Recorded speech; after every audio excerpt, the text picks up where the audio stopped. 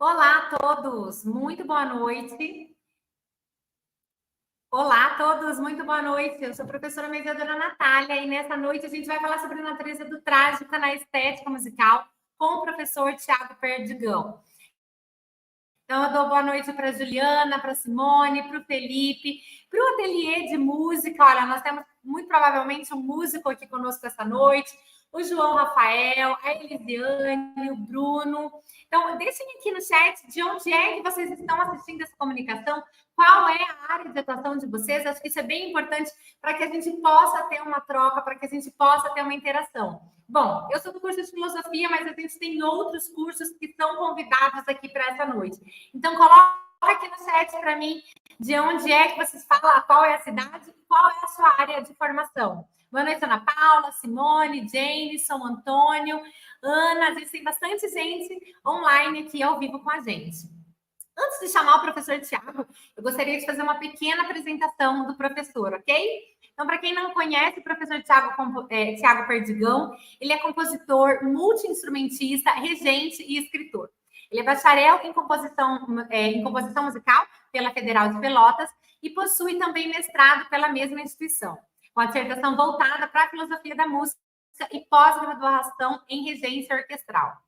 Como compositor, o professor Tiago tem músicas voltadas para trilhas sonoras, grupos de câmara, instrumentos solistas, orquestras e grupos de jazz. Como escritor, ele publicou 7 livros, entre eles Heitor, Diálogos Neurais, Édipo às Avessas, Dramas Teatrais, Antologia Poética, Trilogia Filosófica e Versos Adversos. Então, sem mais delongas, eu convido o professor Tiago a fazer parte aqui do nosso palco. Boa noite, professor. Seja muito bem-vindo. Boa noite, Natália. Muito obrigado pela apresentação. Boa noite a todos. Agradeço bastante a possibilidade, a oportunidade de estar aqui. E hoje vou falar um pouco com vocês sobre a natureza do trágico na estética musical, conforme a Natália havia apontado. E para isso, então, separei alguns autores, naturalmente, porque é um tema bem profundo. Então, eu poderia abordar muitos autores, diversos e daí em diante, mas a nossa ideia aqui, então, vai ser trabalhar aí, principalmente de 3 a 4 autores, entre eles Aristóteles, Edmund Burke, Schopenhauer e vamos falar um pouquinho do Nietzsche também. Talvez passemos por outros assim, mais rapidamente, mas quero abordar um pouco do trágico na estética e na poética desses 3 autores e então traçar também minhas considerações sobre filosofia da música baseada neles, tá?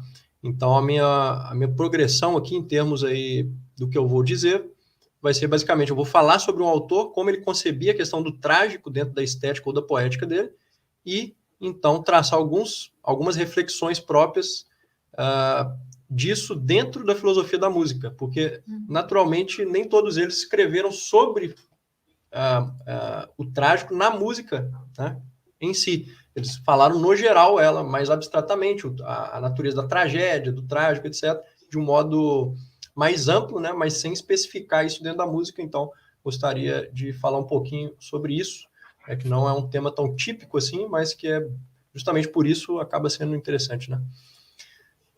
Então, vamos começar com Aristóteles. Professor, pode falar.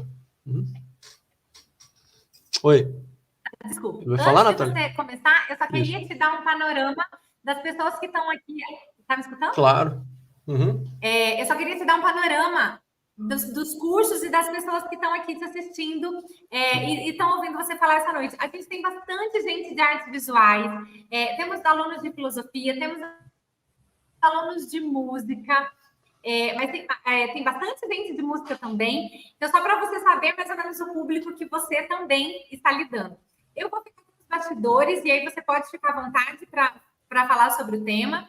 E se você precisar de qualquer coisa, é só você me chamar que eu estou aqui nos bastidores. Combinado? Tudo certo. Muito obrigado. Bem legal então, o público. Boa comunicação. Obrigadão. Então, que legal, pessoal. Né? Vocês aí de várias áreas e tem tudo a ver também com esse tema que é justamente aí uma união de áreas, né? Então, a questão da filosofia, mas também, né, a gente precisa aí da música né, das artes plásticas, apesar de eu não aprofundar aqui sobre isso, né, especificamente, mas tem tudo a ver também, até porque vários desses filósofos também vão mencionar aí a questão da arte plástica. Então, vamos começar com Aristóteles. E por que Aristóteles? Porque aí, entre os gregos, né, foi o que escreveu para nós, de fato, aí, a primeira grande poética, que foi a que influenciou todos os séculos posteriores ali, ou pelo menos depois, né, que ela foi ali relida, passou a ser mais lida, etc., ela começou a influenciar muita gente, inclusive os próprios artistas, né? Então a gente sabe ali que, por exemplo, depois do Renascimento, né, muitos grandes dramaturgos, por exemplo, foram influenciados precisamente pela poética aristotélica. E isso porque ele não apenas vai falar sobre a arte em geral, mas ele vai falar um pouco da estrutura também dos tipos de gêneros, né? Então, um pouco sobre a comédia, tragédia, a questão, né, do teatro, vai relacionar isso com a poesia em si. Então, ao descrever essas formas também, né, e mostrar como elas agiam sobre o espectador e daí em diante, o Aristóteles acaba traçando também essa questão de uma poética, que é o que o escritor muitas vezes precisa na hora de criar a sua obra, né? Então, por exemplo, quando o Aristóteles trata ali um pouco da peripécia, do reconhecimento, eu vou falar um pouco depois deles aqui, mas são questões que estão dentro ali, por exemplo, das peças teatrais e que, por serem recorrentes, né, elas acabaram ganhando uma amplidão muito grande dentro da criação artística. Então, os próprios escritores aí, modernos, vamos dizer assim, ao lerem isso, eles também começaram a replicar isso de alguma forma, cada um segundo sua própria habilidade, seus próprios intentos, vamos dizer assim, mas muitos deles, de fato, foram influenciados aí por essa poética. Outros depois vão tentar romper com isso. Brecht, por exemplo, no século XX, vai trazer uma certa crítica à poética aristotélica e daí em diante. Outros autores também vão discuti-la de um modo, às vezes, crítico ou não, mas, querendo ou não, a gente, né, nota essa influência muito grande e a gente consegue, sim, traçar aí pontos nas artes até de hoje, né, e também no cinema, vamos dizer assim, em várias questões, que se usam de recursos que já estavam lá nos gregos. Né? Então, daí a riqueza do texto aristotélico para nós. Então, por isso que eu escolhi o Aristóteles. E também porque ele fala do trágico, então, como a gente vai também aqui aprofundar um pouco no trágico, né, esse recorte aí a partir do Aristóteles fica um pouco mais tranquilo também. Então, como eu acabei de falar, a poética do Aristóteles, ela influencia muito na estética e na criação de tragédias e comédias, né? E essas tragédias, então, a tragédia grega, vamos dizer assim, ela remonta ali na época da tradição religiosa da Grécia, né? E era um espetáculo cênico relativo à tragédia e realizava-se, né, por meio do canto, da dança, dos ditirambos, em homenagem ao deus grego Dionísio. O meu mestrado, tá, a minha dissertação, ela foi voltada para o drama musical grego. Então, eu fiz um estudo bem denso sobre o drama musical grego, que é basicamente esse teatro antigo, entre ele, justamente, o teatro trágico. Né? Então, quem quiser também aí depois ler isso, quiser aprofundar um pouquinho nisso, no teatro antigo, no drama musical antigo, que na verdade não era só teatro, era drama, música e tal, né? Os próprios modernos compositores de ópera vão reler os antigos justamente para interpretar esse drama musical e trazer isso para a ópera moderna, né? O Wagner faz muito isso, mas desde o Renascimento se faz isso, né? Se ressuscita, digamos assim, essa arte musical dramática em função da releitura do drama musical grego. Né?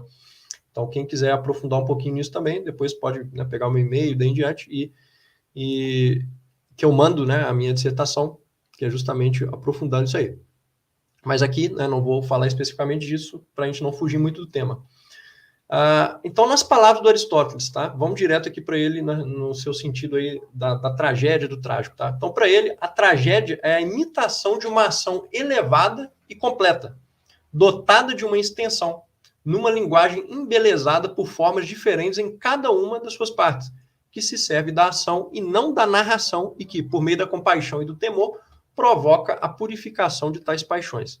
Então, principalmente esse final aqui vai ser bem importante para nós. Vou agora fazer um pequeno comentário aqui sobre essa frase, que aqui a gente já tem, né, muita riqueza aí de detalhes e essa definição dele de tragédia já traz para a gente aí né, muita coisa para falar, né? Então, vamos lá, por partes, né? A tragédia é a imitação de uma ação elevada e completa. Então, por que imitação? Porque o Aristóteles interpretava as artes como meios imitativos. Como assim, por exemplo, você tinha, por exemplo, uma ação na realidade que é cômica, certo? Então, o que o comediógrafo ele vai fazer? Ele vai imitar, através da arte, isso, né? Ele vai criar uma representação que abarque isso que, na verdade, já estava, de algum modo, na realidade. Então, por isso que ele concebe como imitação. Então, é como se assim, nada é totalmente da cabeça do artista. O artista está sempre trabalhando com algum grau de imitação. Mesmo que ele depois desenvolva aquilo de um modo criativo, né, ele está, digamos que imitando isso mesmo. Né? Claro que é um conceito mais profundo de imitação, né? Não é uma imitação no sentido mais vulgar do termo, né? Mas acaba pegando um pouco desse sentido também, que é o de imitação que a gente tem, a questão da palavra mesmo. Aí, por exemplo, um músico, ele vai, segundo Aristóteles, né, ele vai aprender, né, um instrumento e ele vai tocar um determinado gênero musical por imitação também. E a gente sabe que até hoje é isso, né? Como assim, por exemplo, um músico vai estudar, ele não vai tirar tudo do nada da cabeça dele, ele vai pegar um instrumento, né, ele vai imitar a técnica do instrumento, depois ele vai imitar a música dos artistas que ele gosta, etc., para depois ele conseguir criar alguma coisa. Então, para o Aristóteles, isso aí era bem claro, né? A poesia também, ela imita alguma coisa na realidade dos fatos para ele. Em qual sentido? No sentido de que, por exemplo, quando você está descrevendo ali uma montanha, uma casa, o céu e daí em diante, você está, através do conceito, imitando aquilo que já existe na realidade. É claro que o poeta ele vai ter ali uma ampla gama criativa, né, e inclusive pode entrar em coisas que não existem na realidade. Mas, querendo ou não, ele está imitando alguma coisa que já estava ali na realidade, e dali ele está partindo para criar até mesmo uma coisa fantasiosa, digamos assim, né? Então, quer dizer, o elemento imitativo ele sempre está presente, então é por isso que ele já coloca isso aqui em relação à tragédia. Por quê? Porque então a tragédia não seria a imitação de qualquer ação. Se a gente imita qualquer outra coisa, a gente está saindo da tragédia. Para ele, então, ele especifica desse modo: a tragédia é uma imitação de uma ação elevada e completa. Elevada no sentido de que, né, não pode ser, por exemplo, uma ação vulgar, porque uma ação vulgar seria colocada dentro da comédia, por exemplo. Então, quando a gente tem uma ação vulgar, etc., uma coisa muito também do dia a dia, uma coisa mais corriqueira, isso é colocado pelos autores da comédia dentro da comédia. Na questão da tragédia, então, é a imitação de um outro tipo de ação, nesse caso, de uma ação elevada. Né? E aí ele continua. Então, essa ação tem que ser dotada de uma extensão, quer dizer, a tragédia em si, né, tem que ser dotada de uma extensão, então, portanto, uma extensão temporal, obviamente, né? A gente não vai criar uma tragédia para acabar em 5 minutos, a gente precisa de uma certa extensão nessas ações. E, segundo ele, numa linguagem embelezada por formas diferentes em cada uma de suas partes. E aí, se a gente pega, de fato, as tragédias antigas, a gente tinha uma linguagem embelezada, de fato, né? Não era a linguagem cotidiana das pessoas, era uma linguagem idealizada, vamos colocar assim. Né? Essa é uma palavra que os modernos usam, quando a gente vai interpretar, por exemplo, Schiller ou Goethe discutindo sobre Shakespeare, eles vão justamente discutir sobre isso, quer dizer, a idealização da linguagem através do Shakespeare. Então, mas a gente vê que isso já estava nos antigos, quer dizer, uma certa idealização da linguagem. A gente não vai escrever como a gente fala, mas a gente escreve de um modo, vamos dizer, embelezado, né? Então, isso aí vem dos antigos. E aí ele continua na sua definição, que se serve da ação e não da narração. Então, por que ele, digamos que pontua isso, né, de um modo bem claro? Porque a narração já tem a ver com o épico. Então, na poética, o que Aristóteles quer? Ele quer justamente mostrar a diferença entre o trágico, o épico, o lírico e daí em diante. Entre o dramático, aliás, né, também o épico e o lírico, que é um outro assunto, né, mas basicamente ele pontua isso aqui na natureza do trágico, justamente para descrever que, então, a ação tem a ver com o drama, que tem a ver com o trágico, e não a narração. Porque se estiver narrando, aí já é poesia épica, ou poema épico, como Homero, por exemplo, certo? Ou Virgílio, né, e tal. E aí ele completa: por meio da compaixão e do temor, provoca a purificação de tais paixões. Então, na verdade, aqui ele ao longo da poética, ele descreve, né, paixões, né, no sentido de paixões humanas, e ali ele vai mostrar como que a arte tem a ver também com a expressão dessas paixões, ou como ela influencia as paixões humanas. Né? Então, essa questão para ele é muito importante também, ou seja, a compaixão, o temor e a purificação das paixões. E vocês vão ver que os outros autores todos, que eu vou falar posteriores a Aristóteles, eles foram influenciados por isso. O próprio Schopenhauer traz isso de modo bem claro, né? Essa coisa de uma purificação também através da arte. Então, para vocês verem, né, o tanto que o Aristóteles influenciou, inclusive as estéticas modernas, tá? Com isso aí. Então, vamos lá, tá? Dado este primeiro passo aí em direção à natureza da tragédia por Aristóteles, né, vamos aprofundar um pouquinho. Então, como nessa definição dele tem a questão aí da compaixão e do temor, este temor aqui para nós vai ser bem importante, tá? Por quê? Porque o temor tem a ver também com o que suscita terror, né? E o terror tem a ver com o trágico. Geralmente vai ter algum elemento relacionado ao temor ou ao terror dentro do trágico. Mesmo que a gente não esteja falando de um terror no sentido de um filme, né, de terror, por exemplo, ou de suspense. A gente está falando aqui do teatro grego, mas a gente pode também pensar um pouco no terror de hoje, daí em diante, né? Embora, obviamente, não é isso que Aristóteles está pensando, né? Não existia um filme na época dele. Mas, naturalmente, muitos elementos que já estavam, mesmo na tragédia antiga ali, eles, quando aprofundados, geram também isso que a gente chama hoje de uma história de terror e daí em diante. Porque, querendo ou não, são elementos o quê? Que jogam com isso que para nós é danoso, vamos dizer assim, né? Que é, por exemplo, a morte, né, a violência e daí em diante. Tudo isso, quando expandido, vai gerar elementos que a gente chama de elementos aí do terror, né? Então, isso tem tudo a ver com o trágico. Então, vamos guardar esses conceitos, porque vocês vão ver que lá na frente tudo isso vai fazer mais sentido ainda dentro das outras estéticas também. E, então, né, a tragédia em si, ali, para os antigos, e segundo Aristóteles, ela era constituída basicamente de 6 partes, que eram o enredo, os caracteres, a elocução, o pensamento, o espetáculo e a música. Então, para vocês verem que aqui a música já, né, também se destaca ali enquanto elemento mesmo do teatro antigo, né? Que, como eu disse ali no início, do drama musical grego, ou drama musical antigo. Entre os autores, então, a gente tem o Ésquilo, Sófocles, Eurípides, etc., como autores de tragédia, né? Autores clássicos. E ali na comédia a gente vai ter o Aristófanes e outros, né?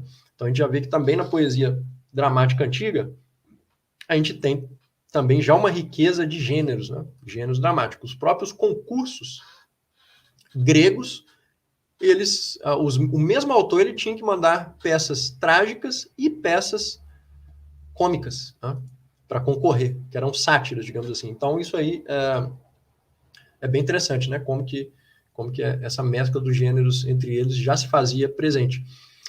E, então, dentro da tragédia, vou destacar mais um ponto apenas aqui, tá? Dentro da natureza do trágico, segundo Aristóteles, que é, então, o reconhecimento e a peripécia. Tá? Isso aí que eu falei que influenciou, inclusive, as narrativas modernas, tá? Autores modernos ali, pós-renascimento, depois no iluminismo, e até hoje, né? A gente tem essa influência aí. Em filmes de hoje em dia, a gente tem coisas muito semelhantes a isso que o Aristóteles chamava de reconhecimento e peripécia. Então, basicamente, o reconhecimento é quando o reconhecimento e a peripécia é quando a narrativa está acontecendo e aí se desvela um ponto determinado dentro da narrativa, que é o reconhecimento. Então, quando um personagem ou outro personagem, por exemplo, descobre alguma coisa, né? Descobriu uma traição, descobriu um roubo, descobriu alguma coisa, né? E aí há o reconhecimento e essa peripécia seria a virada aí dentro. Então, vocês pensem aí num livro que vocês gostam, ou num teatro, ou num filme, né? Dentro de muitos deles acontece justamente isso, não é verdade? Ou seja, você tem ali um desenvolvimento da narrativa e aí, em determinado momento, a gente nota que o personagem, assim como a gente, reconheceu um fato que foi descoberto ali, digamos assim, que a gente não sabia antes, e depois disso você tem uma virada dentro do contexto. E aí as coisas, inclusive, muitas vezes começam a acontecer mais rápido, né? Se a gente pegar as narrativas ali, literárias e de um filme também, e daí em diante, teatro, a gente vai ver que depois de uma peripécia, de um reconhecimento, muitas vezes a própria narrativa ela começa a andar mais rápido. Né? Por quê? Porque a gente já quer ver aquele desfecho ali. A gente se interessa ainda mais por aquilo e então os próprios autores já fazem a coisa andar mais rápido, né? Às vezes chega lá na frente, depois disso, ainda tem uma espécie de recapitulação. Em algumas narrativas existe isso, que é usado para retardar, né? O Goethe chama de retardamento da ação, que é justamente isso, quando o autor, mesmo depois de já ver a peripécia daí em diante, ele retarda para não terminar logo. Então você tem uma espécie de retardamento, né, da narrativa, e aí depois você faz o término dela. No caso do teatro, né, da questão dramática, não é uma narrativa, digamos assim, igual o épico, porém a ação, né? Então há um retardamento da ação, no caso do teatro ou da ópera, etc., né? Então esse retardamento da ação, muitas vezes ele vem depois também dessa peripécia, reconhecimento daí em diante, e ele vem antes do final, né?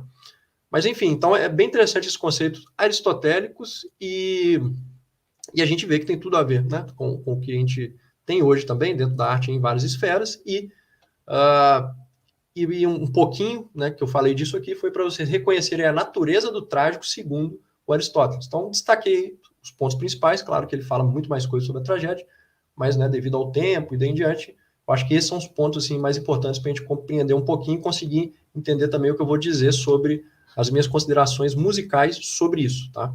Que, na verdade, são apenas 3 ou 4, aqui no caso do Aristóteles, sobre cada autor eu vou fazer algumas, tá? Então, basicamente, a gente tem que pensar neste drama musical grego e na tragédia. Então, em termos de música, tá? Agora eu vou aumentar propriamente na filosofia da música.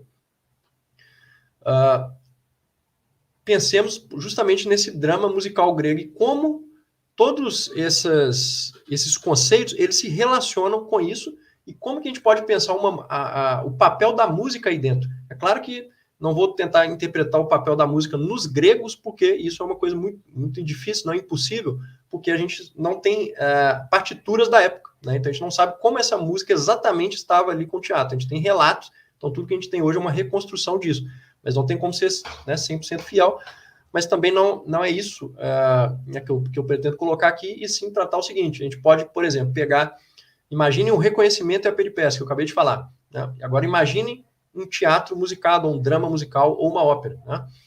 E imagine, então, como que a música também tem um papel de fazer com que esse reconhecimento aconteça e que essa peripécia, mais ainda, aconteça. Ela pode ser o quê? Muito bem pontuada pela música. Então imagine, por exemplo, uma ópera, vocês já assistiram, né? Ou até mesmo uma peça teatral que você tem músicas ali no meio, né? A gente vê isso no cinema também, né? Quando acontece, por exemplo, imagine um filme de terror, agora uma coisa trágica mesmo, né? Ou um filme de suspense, né? Quando o personagem, por exemplo, morre, ou um personagem sei lá, apareceu um monstro no filme, vamos dizer assim, né? O que acontece muitas vezes ali? A música ela vai pontuar esses trechos, certo? Então, ou seja, a peripécia ali também no sentido aristotélico, muitas vezes ela é pontuada pela música. Então, o papel da música dentro tanto de uma arte cinematográfica quanto de uma arte teatral, vamos dizer assim, né? Ou até mesmo operística, ela é muito grande nesse sentido também, ou seja, de pontuar reconhecimento, peripécia, pontuar até mesmo um retardamento, por que não? Né? Então, essa é a primeira questão aí que eu queria apontar. A segunda é a relação da música, como Wagner dizia já em seus escritos, Richard Wagner, o compositor, né? A música ela se encaixa de um modo perfeito com a questão dramática, ou seja, a ação do personagem no tempo, porque ela tem muito mais a ver com a ação do que com a narração propriamente. Na verdade, a música ela pode pontuar as duas coisas, não é que ela tem mais a ver com uma necessariamente, mas ela consegue abarcar tanto a ação quanto a narrativa. O que eu quero dizer com isso? E esse é um ponto interessante aqui, para mesclar com essa questão aristotélica de entender a poesia trágica como não narração, mas como ação, tá? Então é o seguinte, imaginem que numa música, numa canção, vamos colocar assim, o cantor ele pode narrar um fato através, né, da letra ali, da poesia, etc., junto com uma melodia. Né? Geralmente é isso que um cantor está fazendo. Ele está narrando alguma coisa. Claro que essa narrativa pode ser quebrada de várias formas, né? Você pode fazer uma música com uma palavra, com duas palavras, aí você não vai ter narrativa, você vai ter palavras soltas, né? Existem compositores que já fizeram isso. Por exemplo, Captain Beefheart é um artista americano que fazia isso, né, em várias músicas. Ou seja, músicas que não têm narrativa em si, ela tem palavras isoladas, às vezes frases soltas e daí em diante, né? Mas muitas músicas têm uma narração através da poesia, certo? Mas por trás de uma narração e de uma questão poética, o que a gente tem também? A gente pode ter, né? A gente pode ter o quê? A ação dos personagens no tempo. Certo? Então, a música, na verdade, ela tem a ver com as duas coisas. Ou seja, a ação dramática dos personagens também no palco é pontuada pela música. Então, é interessante porque a música ela consegue abarcar toda essa gama, a ação até a narração. E isso parece que os gregos já estavam, digamos que um pouco afeiçoados a isso aí também. Pelos próprios relatos ali, não apenas aristotélicos, mas também outros ali, de outra ordem, de outros autores. Então é muito interessante isso, a gente pensar também a música por trás, tanto da ação quanto da narração. E também a gente pode relacionar isso em termos de filosofia da música, essa questão do terror que o Aristóteles já pontua, dentro da música, como que a gente consegue também pontuar um pouco isso, no sentido do quê? De uma imitação e expansão de motivos musicais relacionados ao terror. Então, imaginem um filme de terror. Determinado motivo musical, ou seja, um fragmento musical, ele pode estar relacionado a um ponto específico ali do drama. Então, por exemplo, quando, sei lá, o personagem fez alguma coisa ali violenta, você pode associar a isso um motivo musical. Depois você pode repetir esse motivo musical numa ação que tenha mais à frente. Então você pode variá-lo.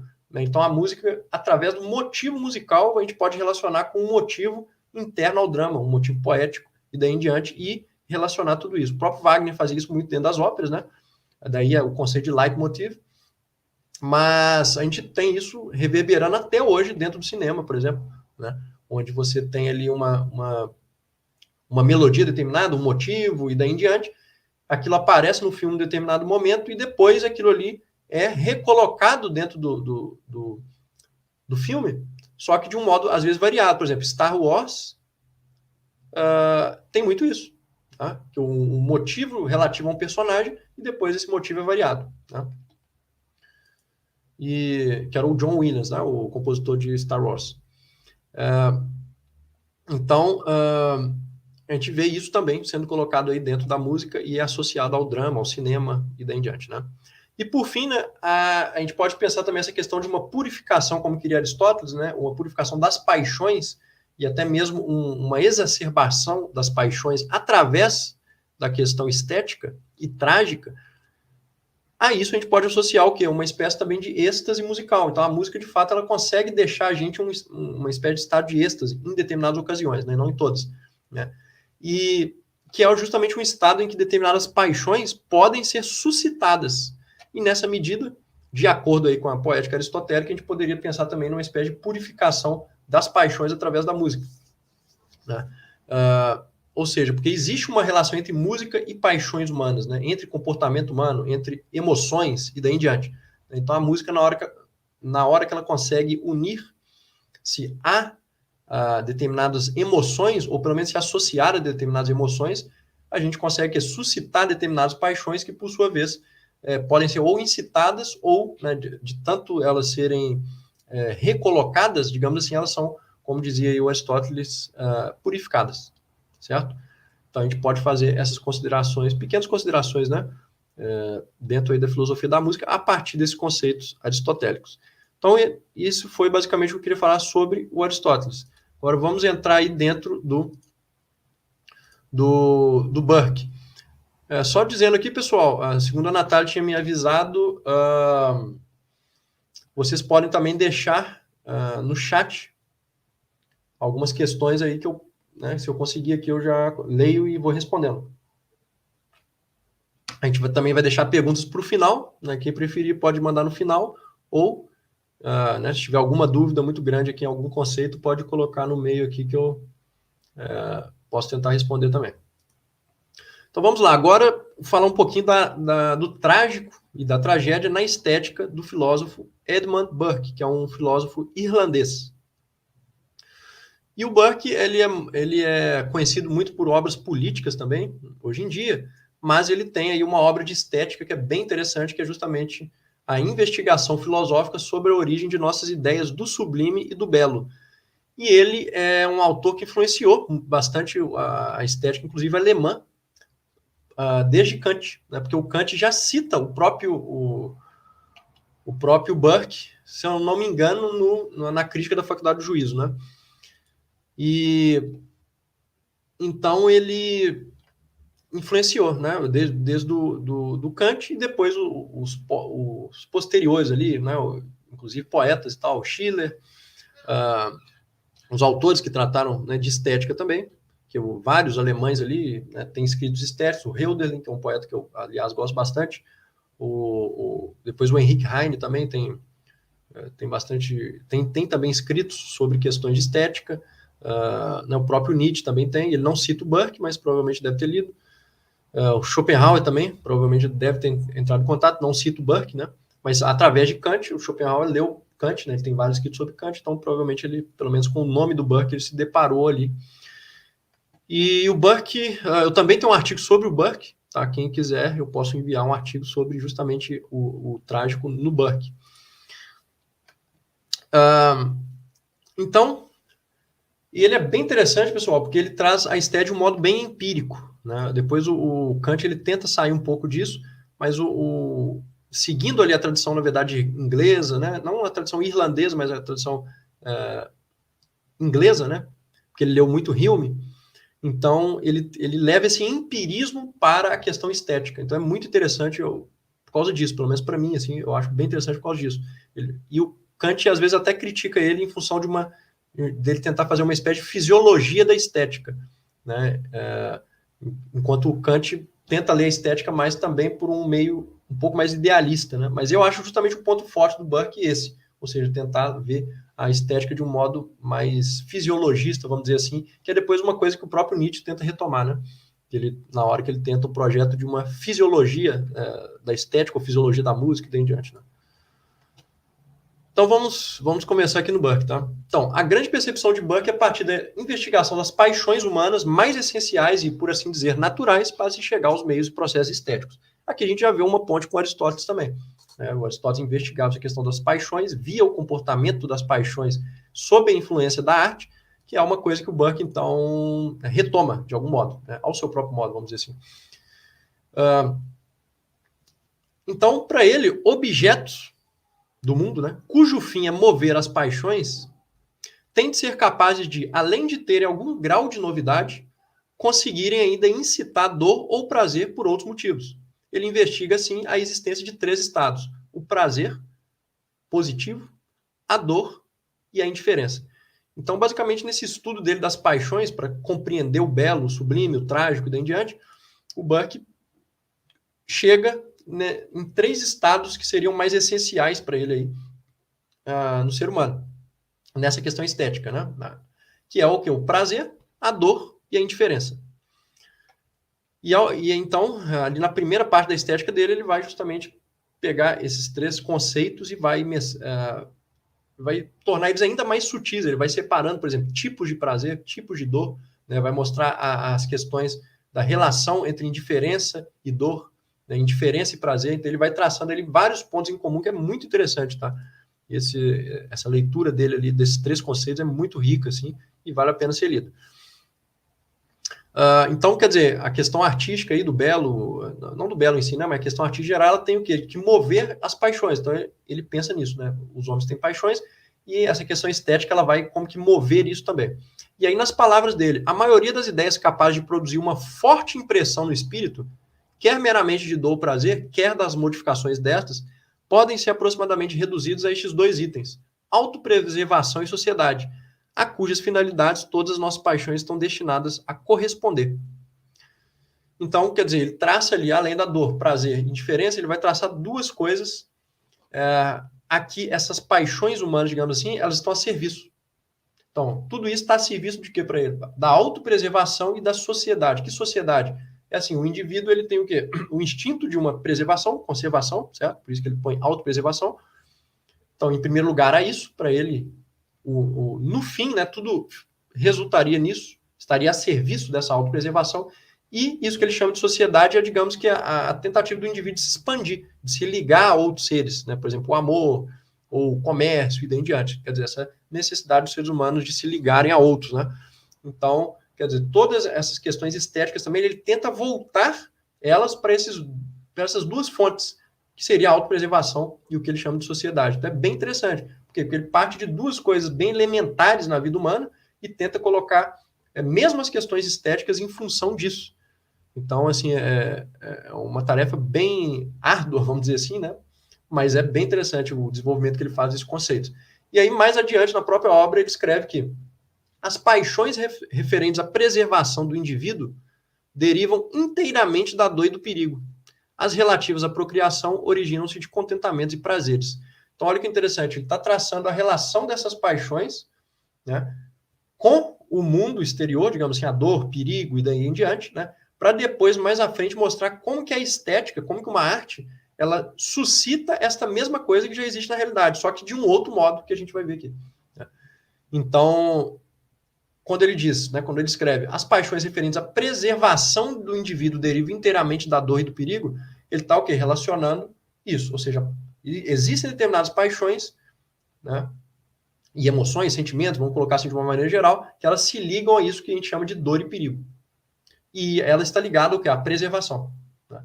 Já isso que ele chama de sociedade, ela estaria mais relativa a por exemplo, a procriação, a expansão, né, dos seres, e tudo que é ligado a isso para ele também se liga ao certo contentamento e prazer. Então ele começa a ligar esses elementos da realidade à dor, prazer e indiferença, então, para então depois mostrar como que isso se liga à estética, né? Que é o que a gente vai começar agora. Então ele pensa o seguinte, né? Paixões que dizem respeito à autopreservação derivam principalmente da dor e do perigo. Então, se a gente pensar bem agora, voltando ao assunto da tragédia, a gente já vê que tem tudo a ver, né? Então, quer dizer, se essas paixões, né, que diz respeito à autopreservação, derivam da dor e do perigo, depois a gente vai ver que o que é a dor e o perigo tem tudo a ver com a arte trágica, com o trágico em si e daí em diante. Ou seja, então, todo este modelo, segundo Burke, né, que a gente tem de uma arte trágica, ela estaria como que jogando com os nossos sentimentos, paixões de autopreservação. Então, basicamente, vamos colocar aqui um exemplo mais palpável, né, para todo mundo aí já compreender isso de um modo mais claro. Basicamente, vamos dizer um filme de terror, né, mais uma vez aí. Uma vez que você tem ali no filme a representação de dor e de perigo, isso estimula o que em você? Isso estimula exatamente isso em você. Estimula o perigo, por exemplo. Né? Então, quando a sua consciência traz isso a si, ou seja, que você está em perigo, ou pelo menos que o personagem está em perigo, e aí você toma as dores deles para si, você está o quê? Jogando com uma paixão sua, que se liga à autopreservação. Entende? Então é como se assim, a gente tem um instinto de autopreservação e a gente tem paixões que fazem esse instinto também se sobressair ou não, né? Se mexer com ele, vamos dizer assim, né? E isso é, por sua vez, ligado a um meio exterior. No caso, aí a arte, né? Não é uma coisa real, é uma coisa representada, mas ela estimula algo que seria feito para a realidade, que é o seu instinto de autopreservação. Então, no fundo, a própria arte que ela está fazendo, ela está jogando com os nossos instintos e com as nossas paixões. E é por isso que a gente, muitas vezes, é tão atraído para a arte, né? Porque ela consegue estimular isso que é o mais interior na gente. Está mais fundo, digamos assim, né? Então, no fundo, o artista está brincando com os nossos instintos, nossas paixões daí em diante. Basicamente, a gente pode pensar por esse lado. Né? Inclusive, por isso, a gente pensa até nesse sentido, né? Que o artista ele tem esse poder, né? A gente volta em Platão, por exemplo, e pode pensar com ele e entender um pouco por que o Platão ele era tão rigoroso na sua escolha das artes, né? Por exemplo, na República, quando ele vai escolher lá quem que seriam as pessoas para dentro do seu estado ideal, né? Ele não coloca todo mundo. Ele, por exemplo, quer excluir os poetas, né? Ele quer excluir determinados tipos de música, etc. Por que isso? Porque ele sabia que determinadas artes, etc., elas vão mexer com determinadas paixões, vão estimular determinadas coisas. E uma vez que ele era o suposto legislador daquela sociedade, ele não queria a exacerbação daqueles tipos de paixões, de coisas daí em diante. E aí ele vai e retira os poetas, retira determinadas músicas do estado, entre aspas, ideal dele, né? Mas é interessante, por quê? Porque já os gregos, eles intuíam um pouco nesse sentido também, de que, né, o artista ele tem esse poder de mexer com o seu instinto, de mexer com a sua paixão E isso vai ocasionar mais ou menos, claro, não quer dizer que vai determinar a sua vida, mas vai mexer com ela de alguma maneira, né?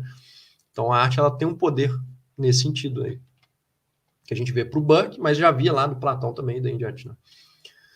Só que, claro, diferente do Platão, o Burke não está aqui dizendo, ele não está sendo, ele não está importando com a moral aqui, com a ética, no sentido, e nem com a política. Então ele não tá pensando assim, tá, então determinados tipos de artes devem ser vetados por isso, isso e isso. Não, aqui para ele não interessa isso, tá? Ele só está descrevendo a arte de um modo geral, né? E ele continua, né? O terror é uma paixão que sempre gera deleite. Isso aqui é muito importante para nós no trágico, tá?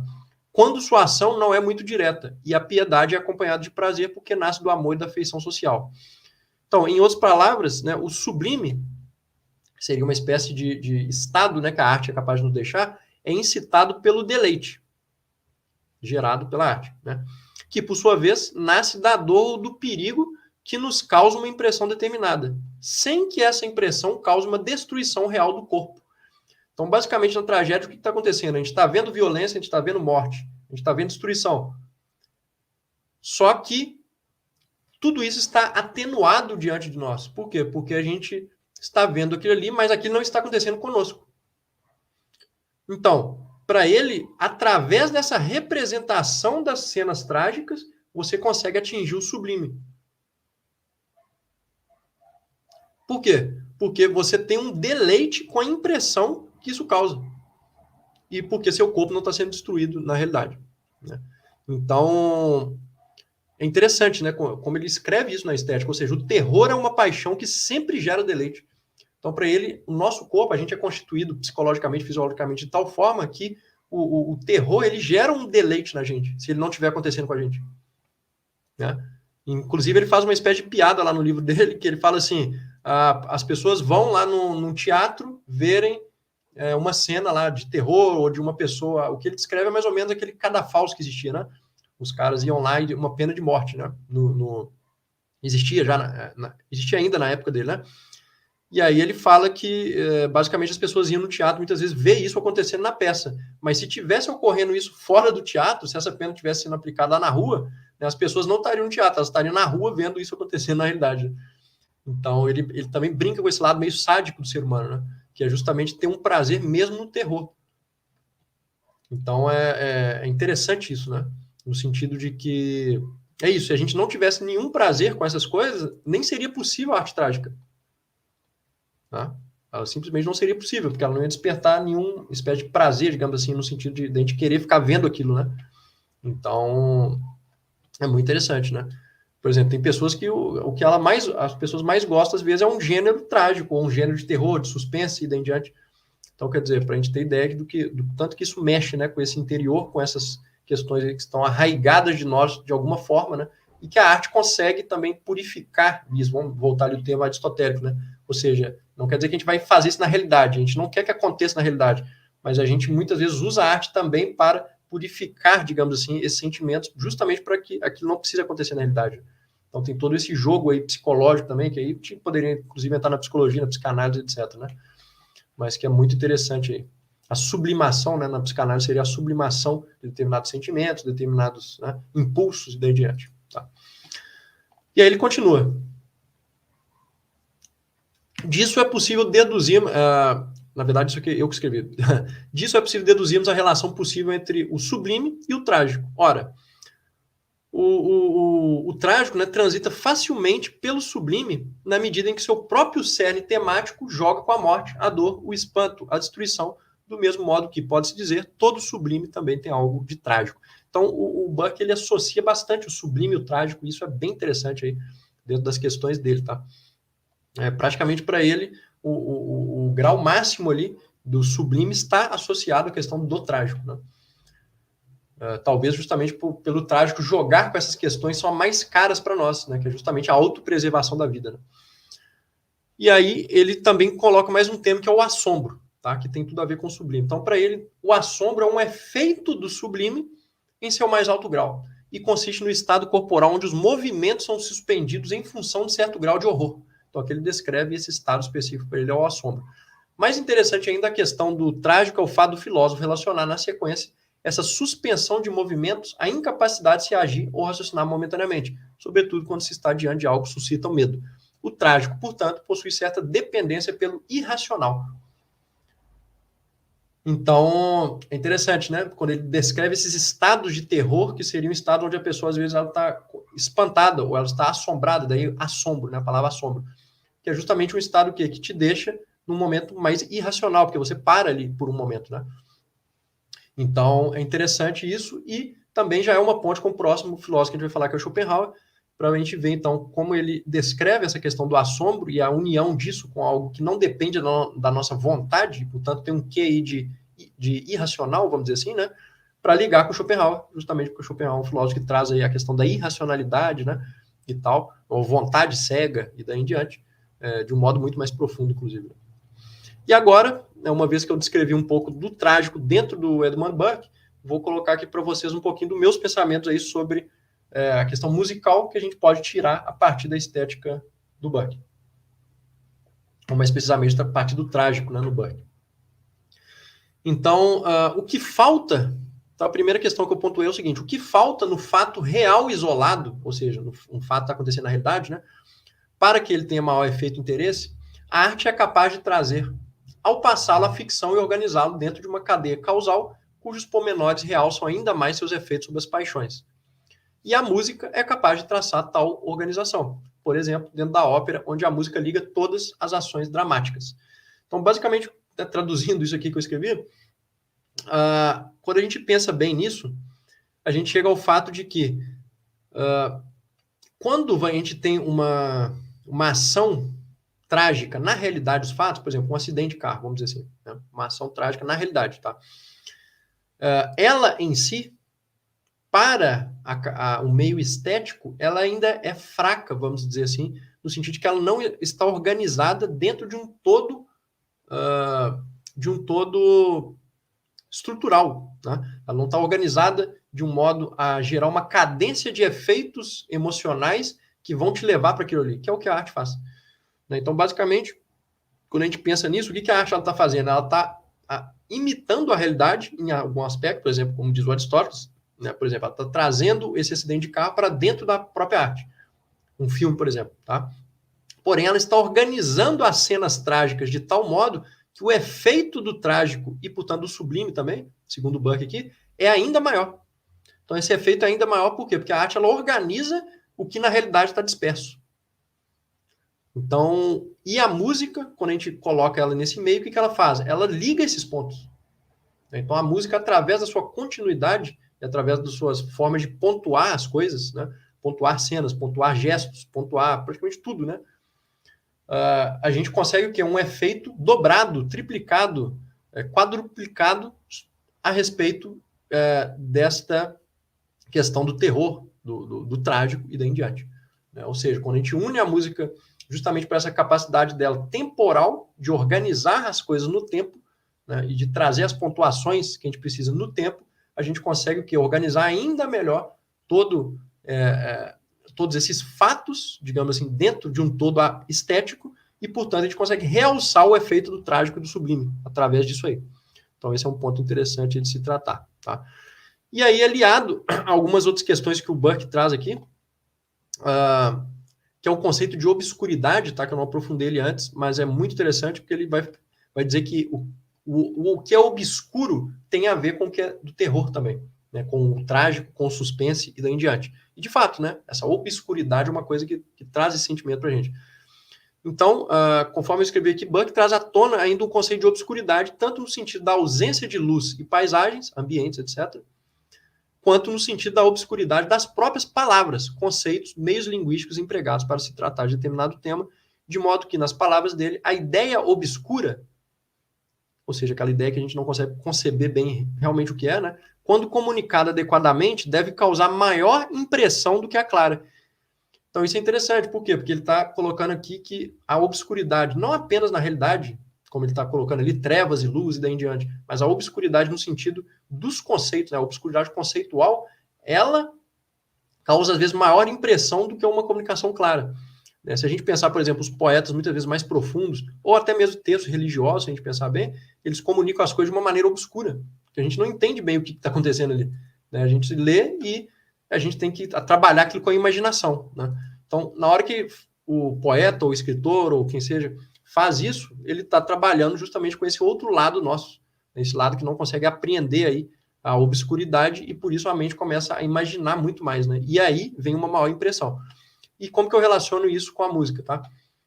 Pelo seguinte, ó, daqui podemos inferir que a música, por ser uma arte que não expressa conceitos, como a poesia, por exemplo, imagine uma música instrumental, ela não representa nenhum conceito, né? Você não escuta uma música instrumental e você pode falar, isso é uma porta, isso é um avião, né? Você não pode falar isso. Você só está escutando sons, uma organização de sons. Então, ela pode até te levar a alguma coisa na tua imaginação, mas ela não é um conceito, ela não se refere a um conceito específico, né? Ela não tem uma especificação.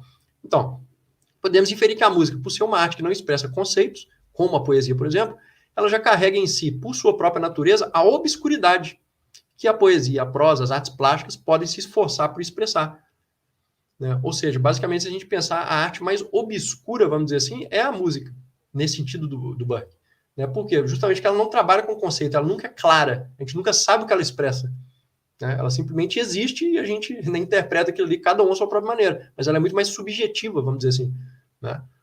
Então, claro que as artes plásticas, ela pode também ter um conceito, uma questão de subjetividade maior, dependendo do tipo, né, que o artista segue ali enquanto estético. Por exemplo, uma arte abstrata, né? Ela pode ser mais obscura do que uma arte que tenta traduzir, por exemplo, uma paisagem, do que o paisagismo, né? Então, quer dizer, o paisagista que está vendo ali, ele é objetivo, é uma montanha com uma casa, com uma árvore.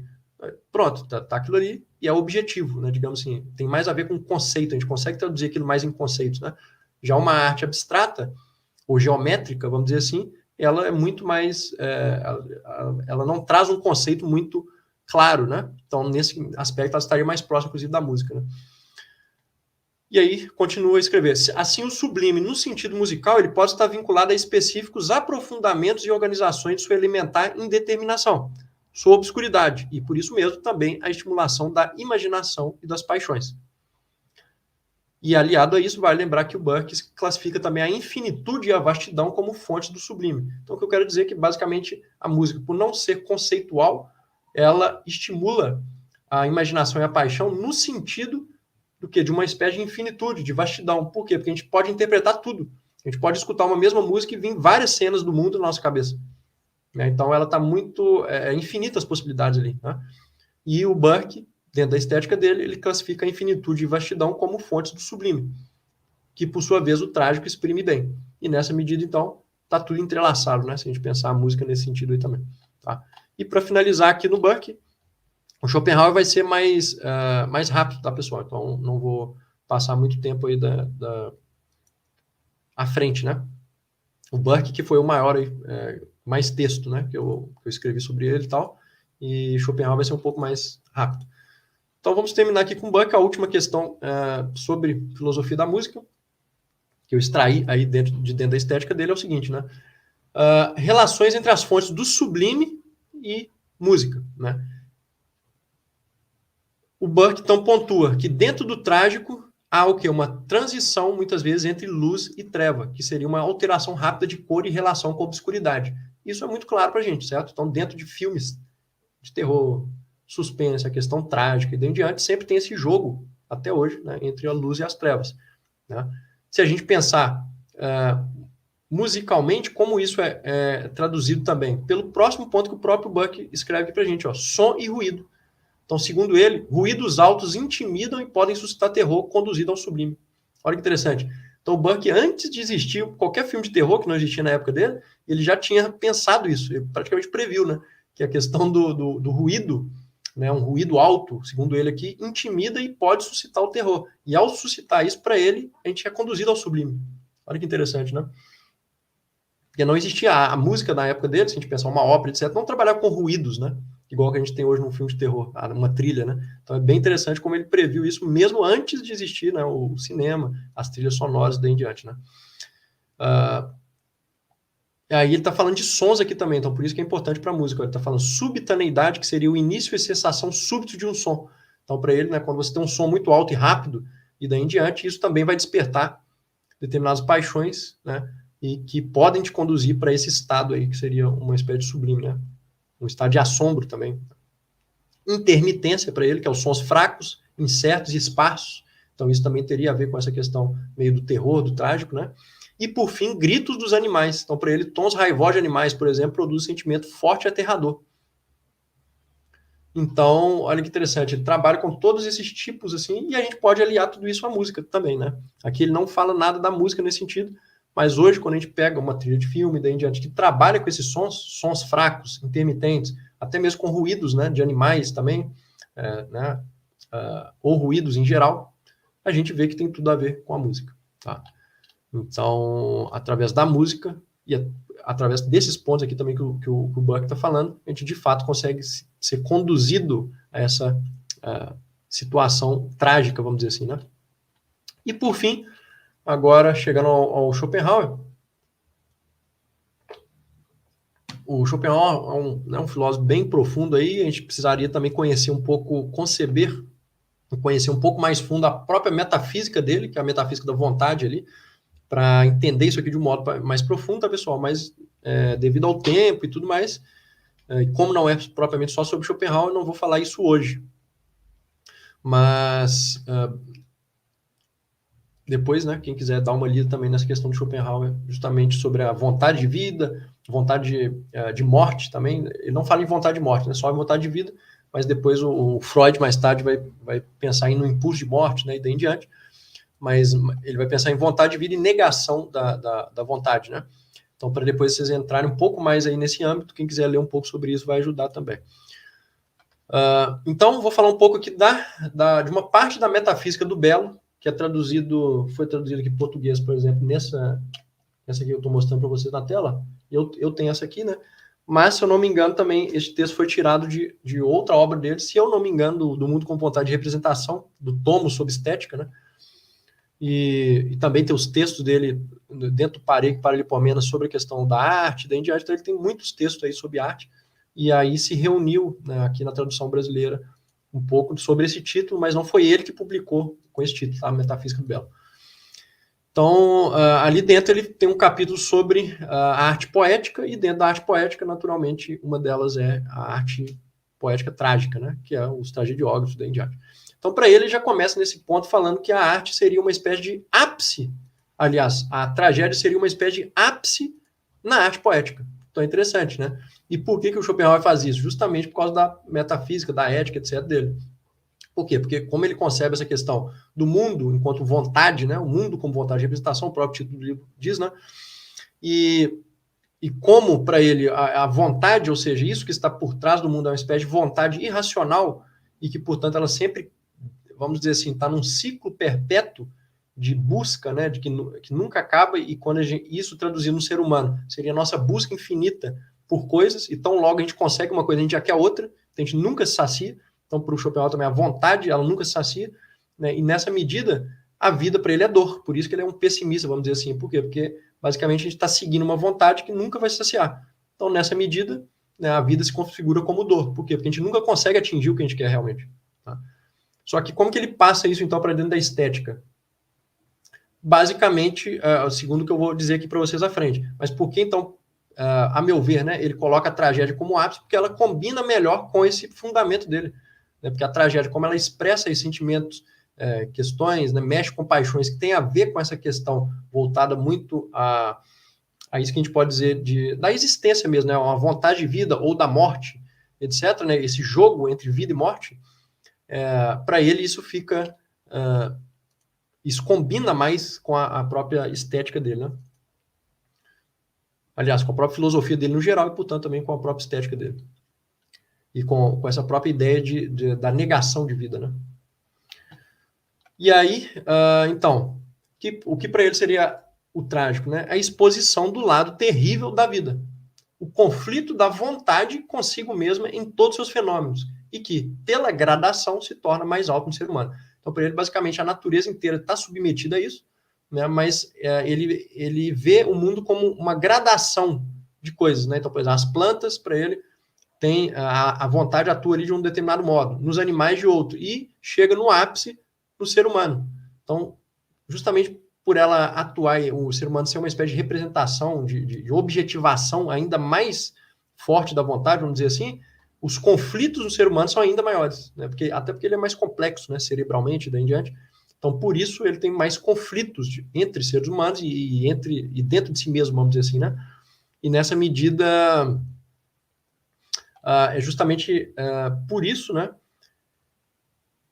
que ele está dizendo que, por essa gradação, se torna mais alto no ser humano. Ou seja, o conflito da vontade consigo mesmo se torna mais alto no ser humano, né? Então, o objetivo da tragédia seria a renúncia à vontade de vida. Então, basicamente, aliado a essa renúncia da vontade de vida seria o fim da tragédia, a tragédia estaria concebendo, digamos assim, representando isso que no homem, eu acabei de falar, que existe. Ou seja, no homem eu digo no ser humano em geral, né? Ou seja, os conflitos da vontade consigo mesmo, os conflitos humanos em geral, né? Então a tragédia tem por fim representar isso e também chegar, segundo ele, né, a uma renúncia à vontade de vida. Então por que para ele existe essa renúncia da vontade de vida dentro do trágico? Porque, segundo ele, o herói, depois de incessantes lutas, pensa em uma peça de teatro, num livro, num cinema, num filme, e daí em diante, que seja uma tragédia, né?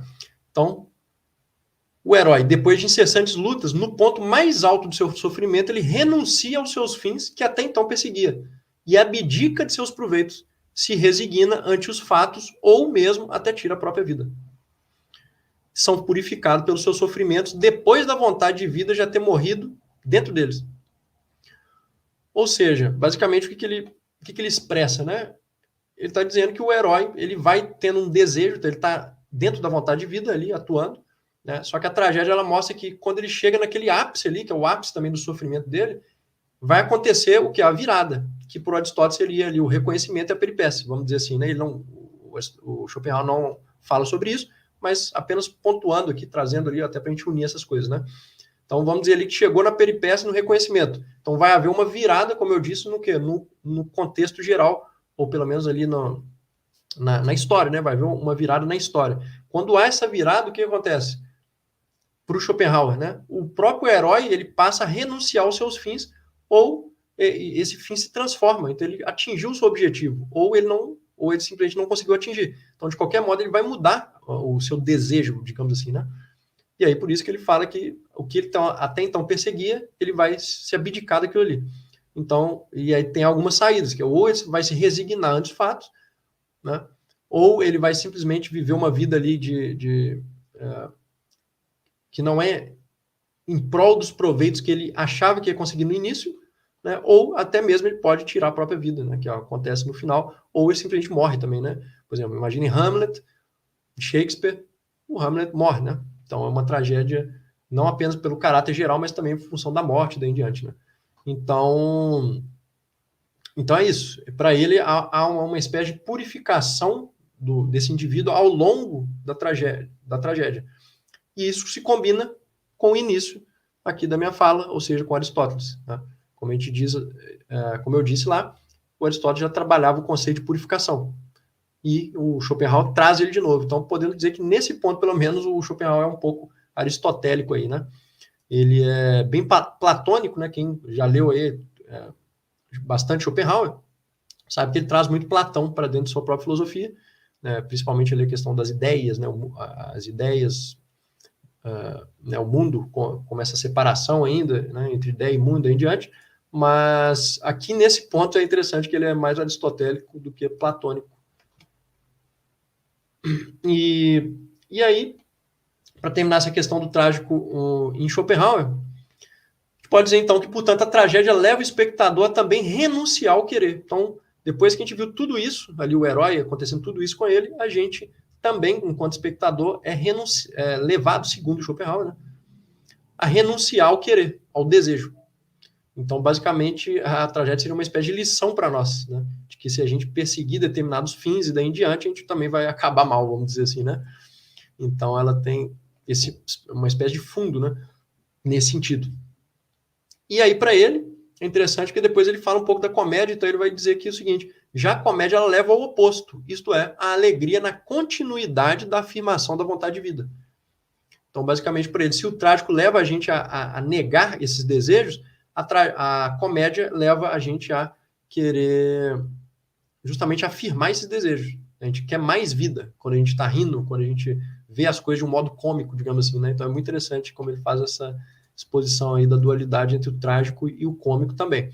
E aqui, só para finalizar o Schopenhauer, eu vou entrar aqui só com uma questãozinha do Nietzsche, que é quando o Nietzsche tenta ir contra o Schopenhauer nesse ponto aqui. Né? Então, para o Nietzsche, o que acontece? Tá? A tragédia ela não seria esse purificador da vontade e dos conflitos daí em diante, e ela também não seria aliada à negação da vontade de vida. Mas a tragédia, pelo contrário, para Nietzsche, ela intensifica a vida.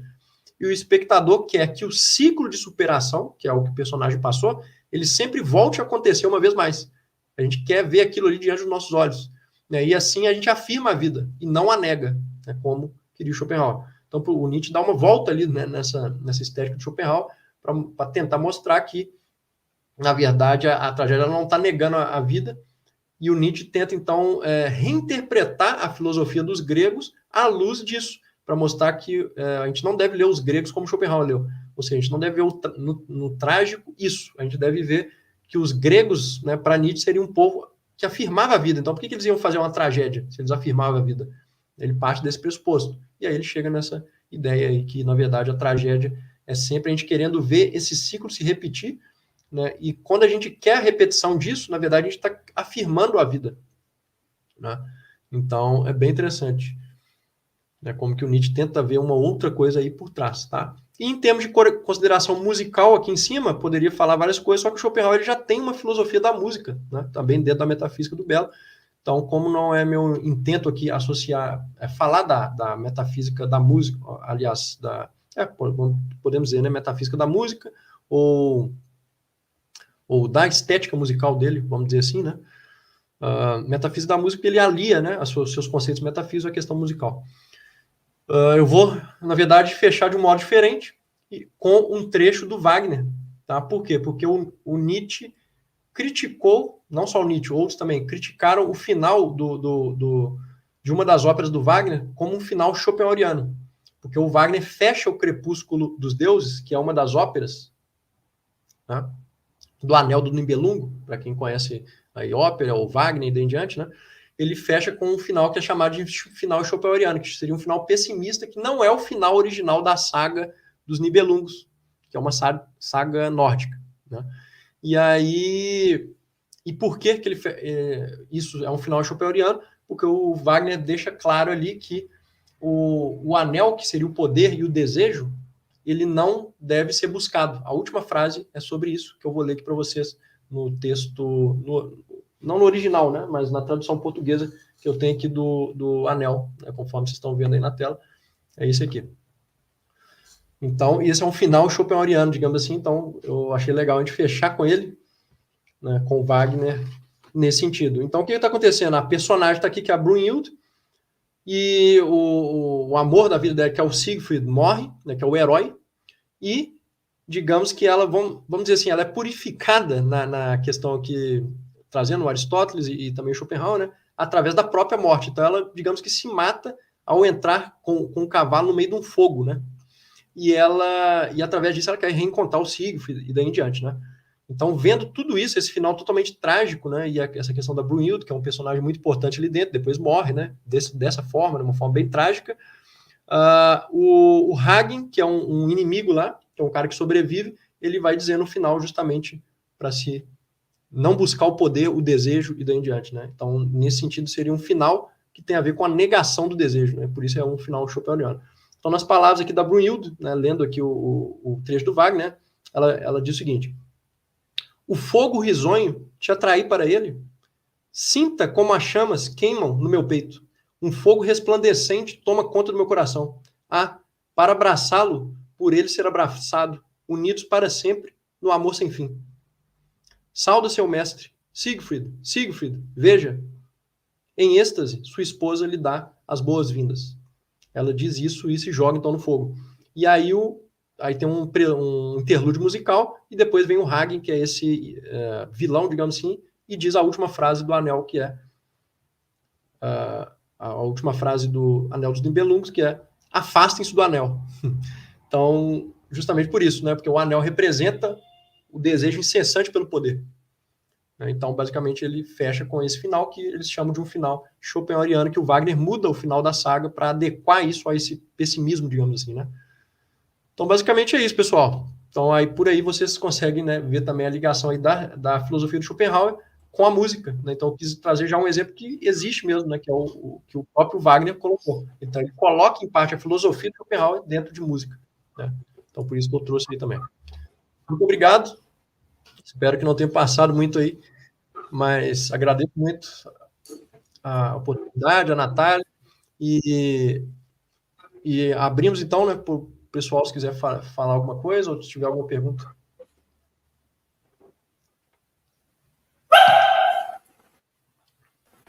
Professor, você estava falando do Schopenhauer e aí você fez uma questão sobre o Nietzsche, e aí a gente tem o Railan Oliveira que falou assim, para o Nietzsche a música era uma iniciação, a vida, a felicidade, principalmente a filosofia. Para ele, a vida sem a música seria um erro. Ele afirma em Os Crepúsculos dos Ídolos. A gente tem bastante comentários, vários alunos elogiando a sua apresentação, o tema. Tem Muito algumas obrigado. Questões também. Não sei se a gente vai conseguir responder todas as questões, mas eu vou Claro. ler algumas aqui, tá? Pode ser. Lá no começo, você estava falando sobre a ideia da música enquanto um suspense, a ideia enquanto êxtase. Aí, a Escola de Música José Oliveira fez uma pergunta assim: a música de suspense é a mesma música que causa o êxtase? Pois é, segundo a estética do Burke, sim. Né? A gente pode deduzir isso do Burke, ali da preleção ali sobre o Burke, a gente deduz exatamente isso, que a música que causa o suspense, ela também pode gerar o êxtase, sim. Né? Porque para ele o trágico e o sublime estão muito perto, né? Porque justamente eles estão jogando com as mesmas paixões humanas. Né? Então, por isso que eles estão muito perto e é por isso que afetam, sim. é o mesmo lugar que afeta. Seria isso, basicamente isso. Seriam as mesmas paixões ou instintos e daí em diante que são afetados por isso. Né? Então, acredito que a resposta aí seria sim. Uhum. Segundo Burke, né? Não segundo aí, os outros filósofos. Toada, Oi? O Alexandre pergunta assim, professor, na música não há conceitos, mas a gente pode dizer que há percepções? Sim, sim. Isso, percepções, sim, mas percepção sensível, sim. No sentido aí, Humeano, vamos dizer, né? Aí sim, há uma percepção sensível do som. Né? Eu não sei se é nesse sentido que ele está querendo dizer. Mas não uma percepção conceitual no sentido igual que a gente tem de uma poesia, por exemplo. Então, para a gente interpretar uma poesia, a gente interpreta os conceitos. Eu acho que uma Mas na música, não. Se você ouve uma música instrumental, como que você vai relacionar ela a um conceito, né? Você pode fazer uma... Como sensorial, de afetar os nossos sentidos. Será que não é assim? Isso sim. Nesse sentido? Isso sim. Nesse sentido, sim. Até porque a música está muito próxima, né, dessa questão emocional, né? Então, ela pode trabalhar com as emoções e daí diante. Ela só que ela vai trabalhar nesse nível mais subjetivo, né? Ela não vai trabalhar no nível objetivo, que seria o nível da poesia. O próprio Kant, por exemplo, o Schopenhauer, ele põe a música como a arte mais importante. Justamente porque, para ele, ela afeta esta parte racional nossa. Né? O Kant faz a inversão. Para o Kant, a poesia está em primeiro lugar. Por quê? Porque o Kant ele é muito mais racionalista, vamos dizer assim. Né? Então, ele preza pelas artes que são o quê? Mais objetivas. E a poesia ela está muito mais próxima da objetividade do que a música. Né? Então, sim. Então, a música ela tem essa questão sensorial e emocional, né? Muito forte. Mas que não quer dizer que seja conceitual. Isso. Tem. E aí a gente tem o Railan, que faz um comentário, ele diz assim que... Tem um comentário daí, professor, do Railan, que ele diz assim, deve-se haver harmonia na música para que essa, por sua vez, seja o alimento ou o remédio da alma. Na verdade, isso é uma afirmativa, mas é também poderia ser uma pergunta, né? Uhum. essa harmonia da música que opera aí como um remédio da alma, como algo que afeta? Eu diria que, assim, é porque assim, a gente tem em música, tá, o conceito de harmonia, ele diz respeito à união de notas. Então, quando a gente tem uma melodia, a gente tem várias notas consecutivas. Por exemplo, um cantor cantando, ele não está fazendo uma harmonia, ele está fazendo uma melodia. A harmonia é o que estaria numa música popular, vamos dizer assim, seria o que está por baixo dessa melodia. Então, você está lá cantando e tem alguém tocando um violão ou um piano. Eles geralmente estão fazendo a harmonia, ou seja, a sobreposição de notas, que são muitas vezes ali acordes, né, progressão de acordes daí em diante. Então, nesse sentido, sim, a harmonia, ela, se for nesse sentido que ele está perguntando, né, a harmonia em si, ela ajuda, ela contribui para isso, para gerar uma determinada emoção, para se chegar a um estado de alma e daí em diante. Acredito que sim, né? Ela, junto com a melodia, ela vai contribuir para isso. Agora, eu colocaria uma coisa a mais, que, na verdade, muitas vezes o que está trabalhando essas paixões e daí em diante é muitas vezes o ritmo, né? Então, não é apenas o elemento harmônico, entende? Muitas vezes é o elemento rítmico. Por exemplo, às vezes você tem ali uma banda de samba de rua, alguma coisa assim, alguma banda de percussão, que seja só percussão, não tem harmonia ali. Tem uma organização de sons rítmica, né? Não é harmonia, não tem um violão, um piano, não tem um instrumento com frequências definidas, né? Você tem só ritmo. E, no entanto, aquilo pode despertar na gente algo também, né? A gente pode se gerar um certo êxtase musical só a partir da música percussiva. Né? Então, não é a harmonia que vai definir necessariamente isso. Como acontece, por exemplo, com as músicas clássicas, né? Que despertam um sentimento assim também, como existem já vários estudos, por exemplo, falando do funk, de como ele também afeta, talvez de uma maneira, não sei se isso, no mesmo justamente, é uma lugar, questão rítmica. Né? No caso do funk, sim, é uma questão rítmica. Isso, né? isso. A repetição de um ritmo, ele vai te gerando alguma coisa. A música eletrônica também, você tem o ritmo ali que fica um grave, né? Tum, tum, tum, sempre marcado. Aquilo ali também vai gerando um êxtase nas pessoas. Então, o ritmo, ele tem muita importância, né? Às vezes a gente só pensa ali na melodia, na harmonia, mas o ritmo, ele é um elemento muito poderoso, né, na música. E aí a gente falou de som, de música, enfim, mas aí a gente tem uma pergunta do Antônio, e ele fala assim: se existe silêncio absoluto, ou, em outras palavras, é possível o silêncio absoluto? Na verdade, isso aí não é uma questão mais da física, né? Do que da música ou até da filosofia, né? Eu acho que não, assim, o som absoluto, tá? Estamos falando de física agora, né? Física e medicina, né? Se tentaram esse tipo de experimento, né? De chegar num silêncio absoluto. Só que o que acontece? Né, em uma câmara, se você entra numa câmara onde não existe som nenhum, você vai ficar escutando o som das suas veias, do seu sangue, do seu coração. Ou seja, não existe silêncio absoluto. E com isso eles provaram que para o ser humano não existe, não. Só que aí não é uma questão nem filosófica nem musical, né? É uma questão médica, física, né? Uma física e tal. Tá.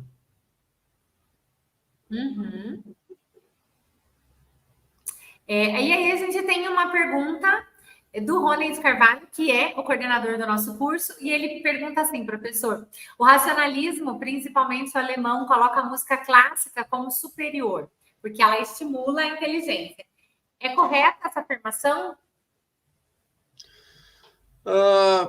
Não, eu acho que é uma discussão assim que não existe essa superioridade, né? Eu não acredito nisso, assim. Ao meu ver, né? Não é uma questão de superioridade. Eu acho que existe a diversidade, né, entre estéticas, digamos assim. E dentro das estéticas você vai ter compositores que se destacam, né? Então, eu prefiro muito mais pensar assim, dentro de determinada estética, quem que são os compositores mais interessantes, né?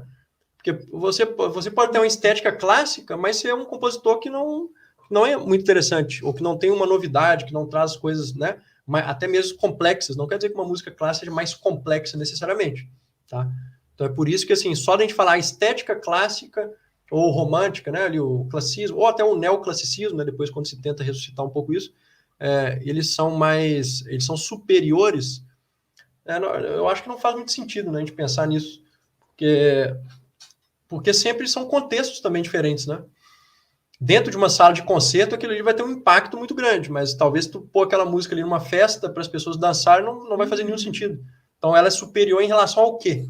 Né? Essa é a pergunta, né? Em qual contexto, né? E segundo, qual finalidade, né? A gente precisa de uma finalidade para saber o que seria melhor num determinado contexto, né?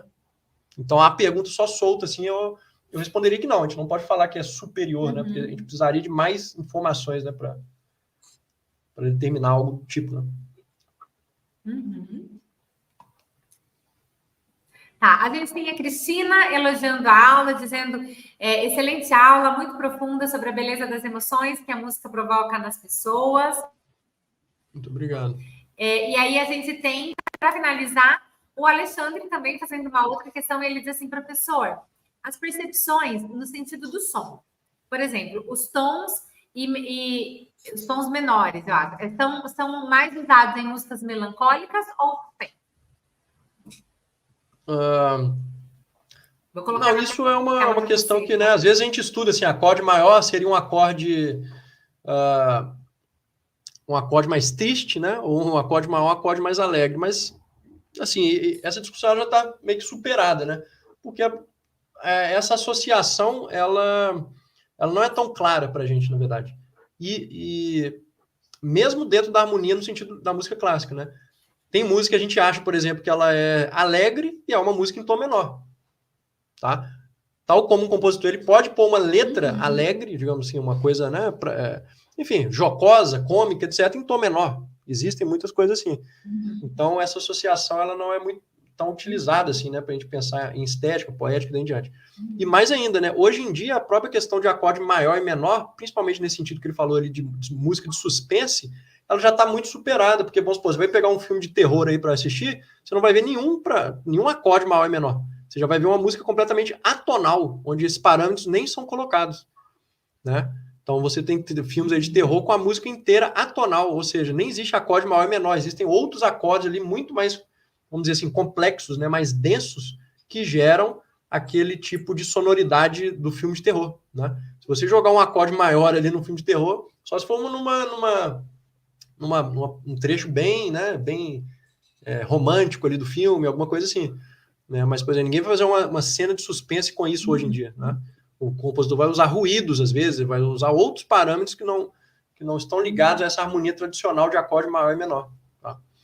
Então, basicamente é isso. E na música, como o próprio Wagner também já escrevia e tal, a música, ela, mais uma vez, ela não é conceitual, entende? Então, como ela não é conceitual, é a gente que, depois da música, quer aliar um conceito determinado de alegria ou infelicidade àquilo que não é nem alegre nem feliz. É simplesmente um som. Né? Então, às vezes, o que acontece é que a gente, de tanto escutar uma música alegre com uma harmonia determinada, a gente acaba achando que aquilo ali a gente tem que usar aquela harmonia para ela determinar uma música alegre.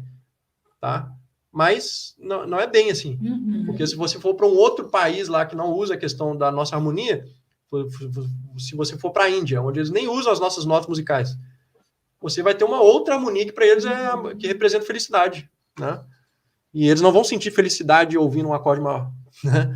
Então, quer dizer, depende de muitos outros fatores. Né? Não é só assim, a própria harmonia em si, ela não dá nada a priori. Né? Ela tem que ser relacionada a um contexto e daí em diante. Né? Talvez a gente pudesse fazer. Talvez a gente pudesse fazer um paralelo de entendimento para quem está aqui ouvindo e é de filosofia, quando a gente pensa, por exemplo, em ética, né? Ou nas discussões de ética e moral. Porque quando a gente fala em ética, a gente precisa pensar, por exemplo, em espaço e tempo, né? Em teórico, em espaço e tempo histórico. Então, se a gente for pensar na ética dos gregos, é uma ética que se aplicava naquele momento histórico, naquele espaço e tempo. Hoje a gente olha, talvez a democracia ou o que a gente pensa de cidadania não se encaixa para a gente hoje, mas se encaixava naquele dado momento. E aí, quando a gente fala, por exemplo, de música ou de hegemonia da música clássica, talvez a gente precise também entender essa questão cultural que se liga quando a gente pensa em música e qual é o papel da música dentro das diferentes sociedades, nos diversos contextos históricos. Ou eu estou falando abobrinha aqui, professor? Não, é isso mesmo, é isso mesmo. Exatamente isso, a gente tem que comparar baseado no contexto da época, né? Quer dizer, a gente extrai uma coisa e quer pôr hoje, né? Uma coisa fora de contexto, daí em diante não faz, né, tanto sentido mesmo, mas concordo contigo, é isso mesmo. O Alexandre faz uma pontuação justamente sobre isso, tá? Ele diz assim: eu concordo com o professor quando você fala que a música clássica é uma questão de estética, né? Porque porém, se parece que a música clássica. Peraí, desculpa, vou ler de novo. Também concordo com o professor quanto à música clássica. É uma questão de estética, porém, se percebe que a música clássica é mais bem elaborada. E aí a gente tem o Oséias dando 2 exemplos de quando a gente estava falando de tom maior, de tom menor, de trazer essas questões de percepção para a música, ele diz assim, que aquela música, nessa rua tem um bosque, que é uma música em tom menor, porém é uma música alegre. Ou assim como na música Cai Cai Balão, que também é uma música alegre, né? Que talvez use aí sons menores. É isso, né? E existem exemplos, exatamente. Existem exemplos que são de, né, eu não sei de todas essas músicas assim folclóricas, mas sim, acredito que exatamente exemplos desse tipo são bons para a gente entender que pode ser uma letra, né, que denota certa alegria, baseado num tom que tem um tom menor, né, por fundamento. Isso é possível, sim. Exatamente. Qual foi a questão? Pode falar. Desculpa.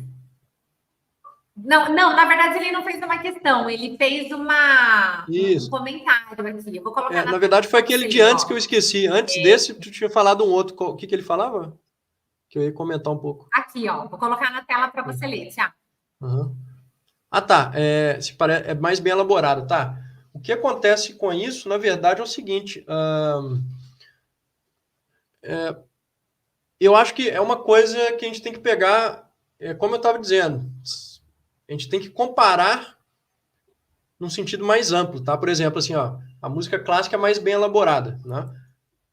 Se a gente pegar, por exemplo, uma sinfonia do Beethoven, tá? Vamos pegar a Nona Sinfonia e comparar com uma canção bem popularesca, digamos assim, ela é mais bem elaborada mesmo, né? Mais complexa. 1 hora de música é impossível que não seja mais elaborado do que uma música que dure 2 minutos, né? É uma coisa óbvia. Mas agora, se a gente pega, por exemplo, vamos pegar aí um movimento de uma sonata do Beethoven que seja um movimento mais, sei lá, 4 minutos de música, tá? E aí você pega uma música que não é clássica. Eu vou pegar aqui uma música aqui do Frank Zappa, né? Que é um compositor americano, né? Que ele passou por tudo, jazz, rock, etc, etc. Se tu pegar algumas músicas do Zappa, vão ser muito mais, entre as complexas, mas bem elaboradas do que um movimento do Beethoven. Tu entende? Então, é por isso que não tem como a gente comparar na generalidade, falar assim, essa estética, a estética clássica, seja como for, ela é mais complexa ou mais bem elaborada do que todo o resto. Não. Por causa disso, a gente teria que comparar música a música e mostrar assim, não, isso aqui é mais interessante nesse aspecto, é menos nesse, daí em diante, entendeu? Porque é isso, tem outros compositores dentro de outros estilos, por exemplo, o próprio jazz mesmo, né? Se você pegar ali um álbum de determinados, né, jazzistas que são muito complexos, né? E às vezes mais complexos do que a estética clássica, que às vezes são músicas, em termos harmônicos, assim, são muito simples. Né? Então, a gente precisaria, entendeu? Comparar de um jeito mais profundo para chegar a alguma conclusão nesse sentido, né? Tá? Então, assim, só avaliando a estética inteira, bom, acho que não tem como falar.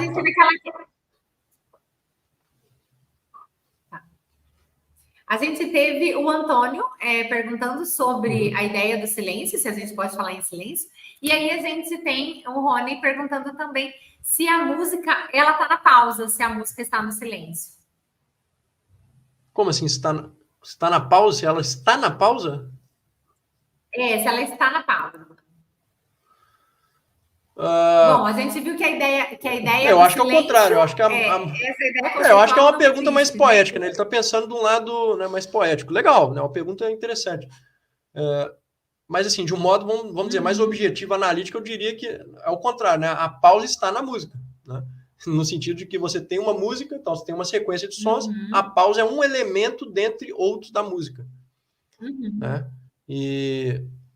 Mas eu acredito que ele, né, perguntou mais no sentido poético da coisa, né? No sentido, né? Na verdade, a música está no silêncio. Talvez a gente escute uma música, depois quando a gente para a música, né, a gente tem um efeito, mesmo no silêncio, a gente tem um efeito da música sobre nós, né? E ali a gente pode, de fato, imaginar coisas mais profundas, daí em diante. Aí eu acredito que sim. Talvez foi nesse sentido, né, que ele pensou. Tem mais alguma? Sim. Professor, a gente vai encerrando por aqui. Eu gostaria de agradecer imensamente a sua disponibilidade, a sua participação, né? O tema que você trouxe para que a gente pudesse conversar. Agradeço muito, muito mesmo. Agradeço ao professor Antônio, ao professor Rony que está aqui com a gente, a professora Amanda, que estão aqui nos bastidores dando um suporte para a gente. E se você quiser se despedir para que a gente possa finalizar a transmissão Claro, fique à vontade. claro. Então, agradeço muito, né, especialmente aí a Natália e ao Antônio, né, pelo convite, né, e tudo, e pela organização, né, agradeço a todos aí que organizaram também, e ao público presente, muito obrigado aí quem assistiu e quem vai assistir depois também, né, porque vai ficar gravado provavelmente. Então, enfim, agradeço muito a oportunidade, foi bem legal, é um tema que eu gosto muito de falar, assim, então sempre que quiserem, né, eu tô disponível aí para falar desse tipo de assunto, que para mim nem sempre a gente tem oportunidade, né, de aprofundar essas coisas, então sempre que tem é uma coisa bem legal, porque eu realmente gosto muito aí desses assuntos estética, filosofia da música, filosofia no geral, né, mas acaba aprofundando na filosofia da música, na estética e tal, em função da minha área mesmo, né? Então, agradeço muito e também as perguntas aí do pessoal, bem legais. Muito obrigado.